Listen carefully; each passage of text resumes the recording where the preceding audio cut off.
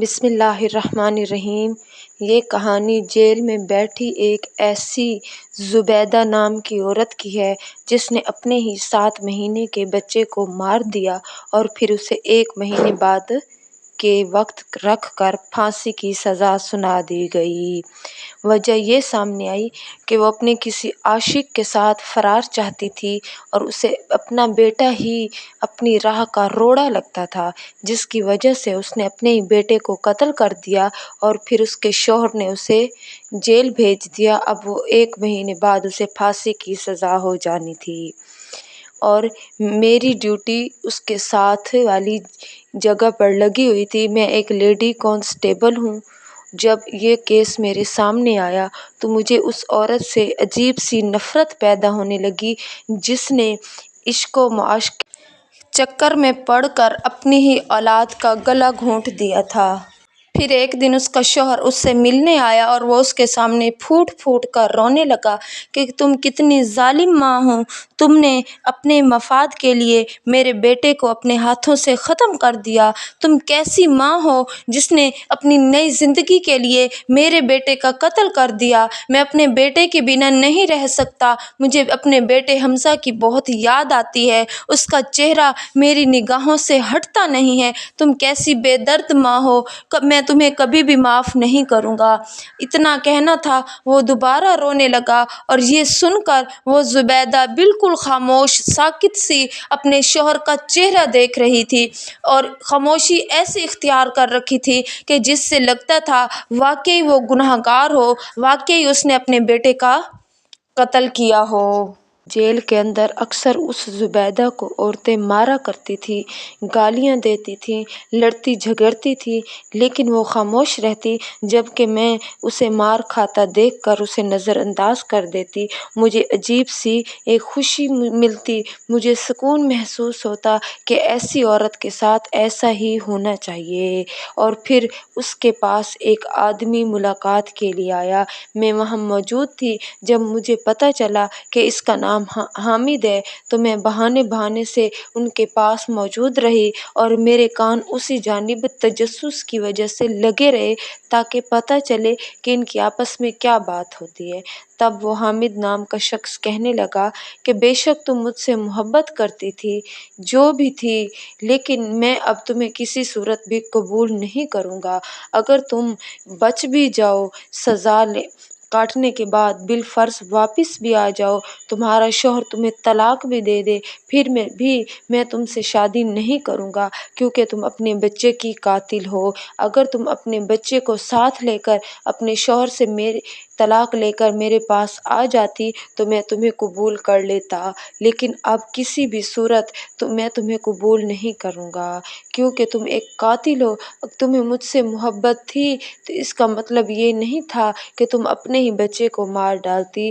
جبکہ وہ زبیدہ مسلسل خاموش رہی، اس نے اپنی زبان سے ایک لفظ بھی باہر نہیں نکالا۔ اب تو اس بات پر مہر لگ چکی تھی کہ واقعی یہ قاتل ہے، واقعی اس نے اپنے بیٹے کو قتل کیا ہے اور پھر یہ سچ مچ کی مجرم ہے۔ تب وہ حامد نام کا شخص واپس چلا گیا اور پھر کافی دن گزر گئے۔ اس کی روٹین وہی رہی، وہ کھاتی پیتی نہیں تھی، اسے جو بھی کھانا دیا جاتا وہ نہیں کھاتی تھی۔ اب وہ دن بدن سوکھ کر کانٹا ہوتی جا رہی تھی اور پھر جب اسے جیل آئے ہوئے 1 مہینہ گزر گیا تو اس کی ماں اس سے ملاقات کے لیے آئی۔ مجھے بڑا تعجب ہوا۔ میں نے اس سے سوال کیا کہ پورا 1 مہینہ تم کہاں تھی کہ پورے 1 مہینے بعد تمہیں اپنی بیٹی یاد آئی کہ تم اس سے ملاقات کے لیے اب آ رہی ہو؟ پھر وہ اپنی بیٹی کے پاس آئی اور پھر اسے تسلی دینے لگی کہ میں ہائی کورٹ میں تمہارے لیے اپیل کروں گی کہ وہ تمہیں معاف کر دیں، تمہارا جو معاملہ ہے، جو بھی ہے، میں ایسا کیس لڑوں گی کہ جو تمہارے نام پر دھبا ہے کہ تم مجرم ہو تو میں تمہیں نردوش ثابت کر کے رہوں گی۔ جب کہ وہ کہتی رہی، نہیں نہیں، میں ہی مجرم ہوں، میں نے ہی اپنی اولاد کو مارا ہے، مجھے یہ پھانسی ملنی چاہیے، مجھے سزا ملنی چاہیے، کیونکہ میں ماں کہلانے کے لائق ہی نہیں ہوں۔ جب میں نے اس کے یہ الفاظ سنے تو مجھے لگا کہ وہ ڈپریشن کا شکار ہو چکی ہے۔ اس کا مطلب ہے واقعی اس نے اپنے بیٹے کو مارا ہے۔ اب وہ پچھتاوے کی وجہ سے ڈپریشن کا شکار ہوتی جا رہی ہے کہ واقعی اس نے اپنے بیٹے کو مارا ہے۔ جب وہ وہاں سے جانے لگی تو میں نے اس کی ماں سے کہا کہ تم کیسی ماں ہو؟ جب تمہاری بیٹی قبول کر رہی ہے کہ وہ گناہ گار ہے تو اس کا مطلب ہے وہ گناہ گار ہے، تم کیا اس کا کیس کسی ہائی کورٹ میں لے کر جاؤ گی؟ تو وہ مجھ سے کہنے لگی کہ تم لیڈی کانسٹیبل ہو، تم وہی رہو، خدا بننے کی کوشش مت کرو، فیصلہ کرنے کی کوشش مت کرو کہ کون مجرم ہے اور کون مجرم نہیں ہے۔ اس کی یہ بات سن کر میں خاموش سی رہ گئی۔ پھر پیشی کا وقت آیا، اسے عدالت لے جایا گیا تو میرے جانے سے پہلے ہی ایک اور لیڈی کانسٹیبل اس کے ساتھ چلی گئی۔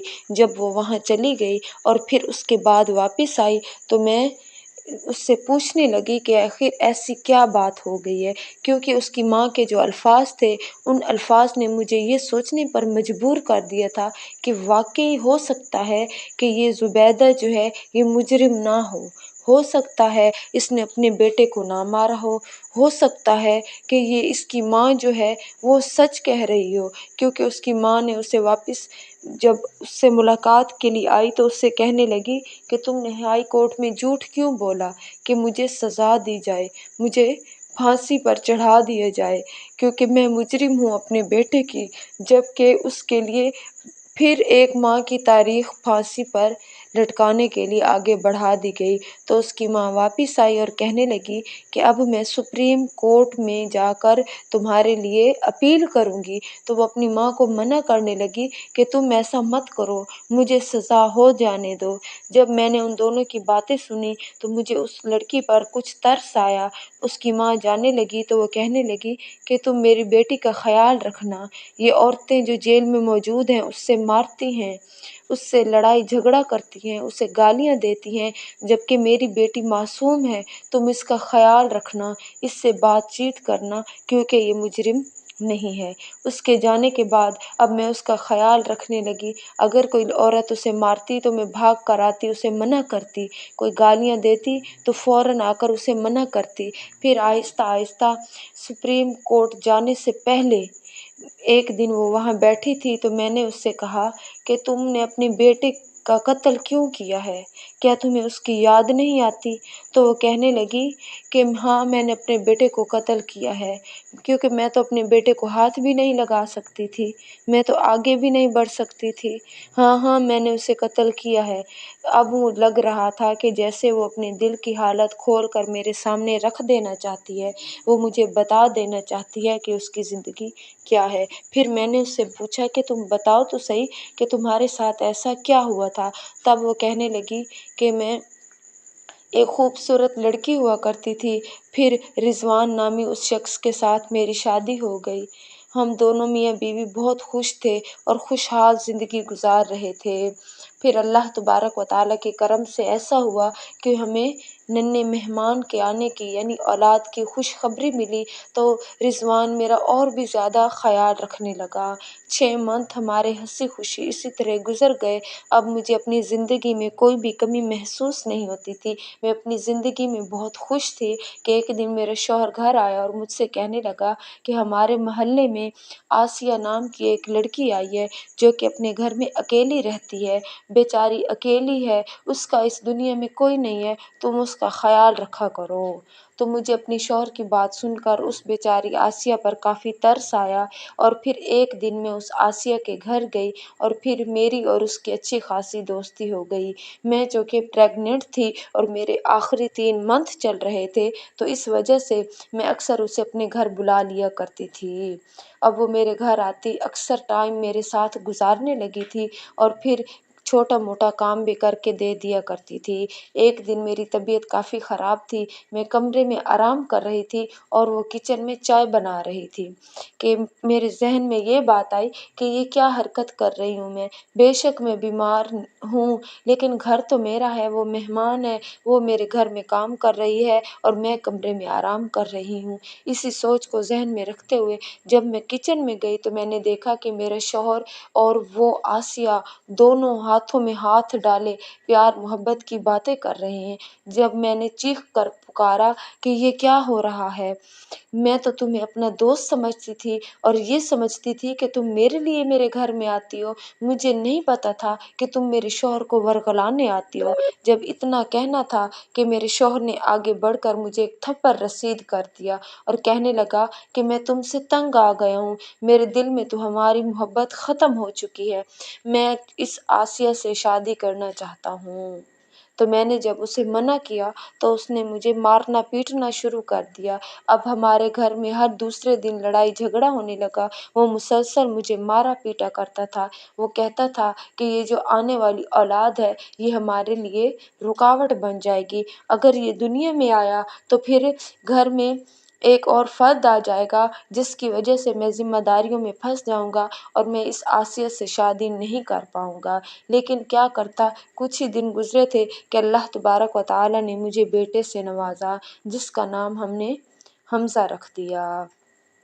میں اپنے بیٹے کو دیکھ کر بہت خوش تھی، میں اس کا بہت خیال رکھا کرتی تھی، جبکہ میرا شوہر ہر چھوٹی موٹی بات پر مجھے مارا پیٹا کرتا تھا۔ بہانے سے بس اس کا یہی ذہن تھا کہ تم مجھے اجازت دے دو اور میں اس آسیہ سے شادی کر لوں، جبکہ میں کسی صورت بھی اسے اجازت نہیں دے رہی تھی۔ اگر میں اسے اجازت دے دیتی تو وہ مجھے اور میرے بیٹے کو چھوڑ دیتا، کیونکہ نئی بیوی کے آ جانے کی وجہ سے پرانی بیوی اور بچوں کی کوئی گھر میں اہمیت نہیں رہتی اور پھر وہ ہمیں گھر سے نکال دیتا، جبکہ میں آخری سانس تک اپنا گھر بچانا چاہتی تھی، اپنے بیٹے کے لیے اور اپنے لیے، اپنے شوہر کے لیے اپنے گھر کو محفوظ رکھنا چاہتی تھی، جبکہ وہ ہر چھوٹی سی بات پر کہ آج کھانے میں نمک زیادہ ہے، یہ نمک کم ہے، تم نے نمک ڈالا نہیں ہے، ایسے بہانے بنا کر اکثر مجھے مارا کرتا تھا۔ ایک دن اس نے مجھے اتنا مارا کہ میرا سارا بازو ٹوٹ گیا، ایسا ٹوٹا کہ وہ مجھے ہاسپٹل تک لے گیا۔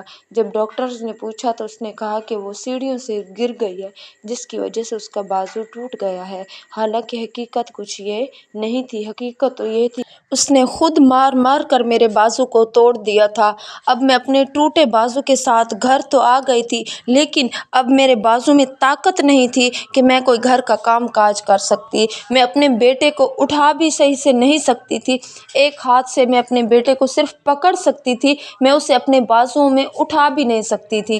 میری اس حالت کو دیکھتے ہوئے میرے شوہر نے پھر بھی مجھ پر ترس نہ کھایا اور مجھ پر اپنے ظلم و ستم کو جاری رکھا۔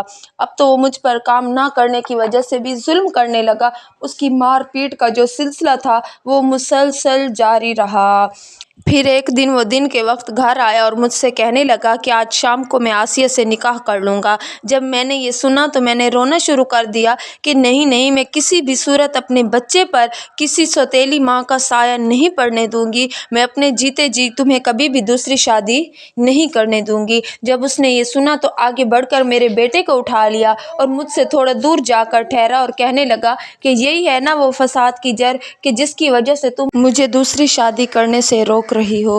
اتنا کہنا ہی تھا کہ اس نے بچے کو زور سے زمین پر دے مارا جس کی وجہ سے بچہ زور زور سے رونے لگا اور اس کے منہ سے خون نکلنا شروع ہو گیا اور پھر آہستہ آہستہ بچے کے رونے کی آواز ختم ہو گئی۔ وہ آس بھری نگاہوں سے مجھے دیکھ رہا تھا، اس کے چہرے پر تکلیف کے آثار تھے جبکہ آنکھوں میں ایک آس سی تھی کہ میری ماں مجھے اٹھا لے، جبکہ میں ٹوٹے بازو کے ساتھ آگے بڑھ کر اپنے بیٹے کو اٹھا بھی نہیں سکتی تھی اور میرے شوہر نے میرے بازو پکڑ لیے، حتیٰ کہ میرا بیٹا میری آنکھوں کے سامنے ہی دم توڑ گیا۔